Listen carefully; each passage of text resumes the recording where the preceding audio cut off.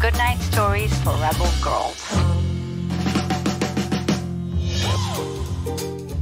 Hello, and welcome to Goodnight Stories for Rebel Girls, the interview.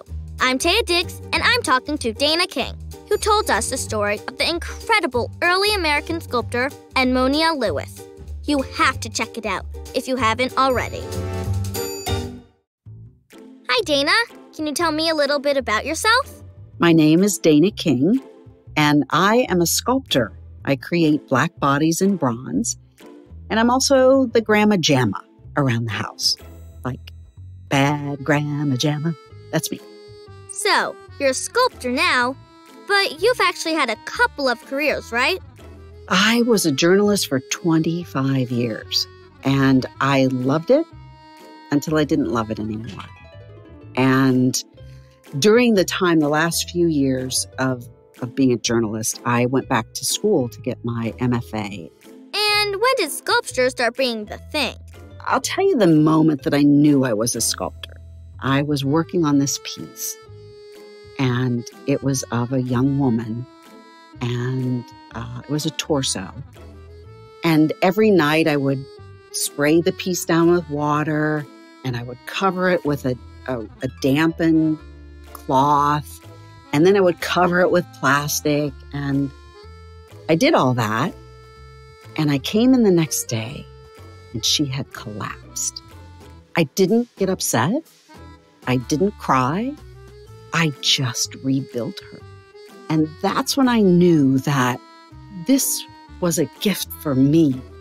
This was for me to do. That she, in fact, turned out even better than she was before she collapsed. And I realized that I had the patience to do this, that I had the patience to cut my pieces apart and start over. That's such an important lesson, that failure isn't really failure. You told us the story of Edmonia Lewis, who was also a sculptor. Are you inspired by her? I love the story of Edmonia Lewis. I mean, she was a true rebel. She knew what was hers to do, and she went and did it. She moved to another country at a time when women, period, didn't do that alone, let alone Black women. And that's just a degree of bravery that is so inspirational and motivating to me. And I mean, she fought for her art. She fought for herself. And she did it at a time in our history and the world's history when she was discounted just because she existed. That woman had courage for an army of people. And that is inspirational to me. Why do you do the work that you do?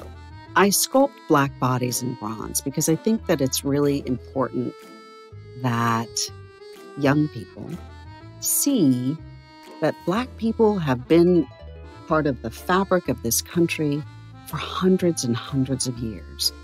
Yes, we were brought here enslaved, but we built this country, literally and figuratively. And I want young people to see themselves in my art. I want young people to see their moms and their dads and their grandparents and brothers and sisters and aunts and uncles. I want them to know that they're important too. I want the story of African Americans to be as much a part of American history as anything else in this country. If you could go back and give yourself some advice when you were a kid, what would you say? So, when I was growing up, it was hard for me. I was Black, I was white. I didn't really fit in anywhere. And I didn't feel like I fit in anywhere. And I let that bother me. And it confused me. And it hurt me. And so what I would say to myself, my younger self, is, who cares? Be you. Do you. Be yourself. I mean, we're all special. We all have something special in us that's ours to do. Finally, Dana, what makes you a rebel girl? There's not a piece of art that goes out of my studio that I don't love.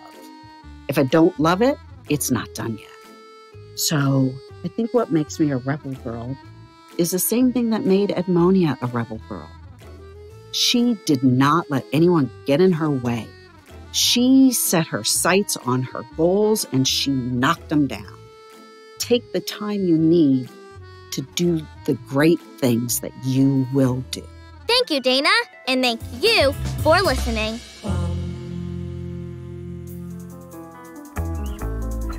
If you like the show, leave a review on Apple Podcasts or wherever you listen, and share it with all of your friends. Stay Rebel!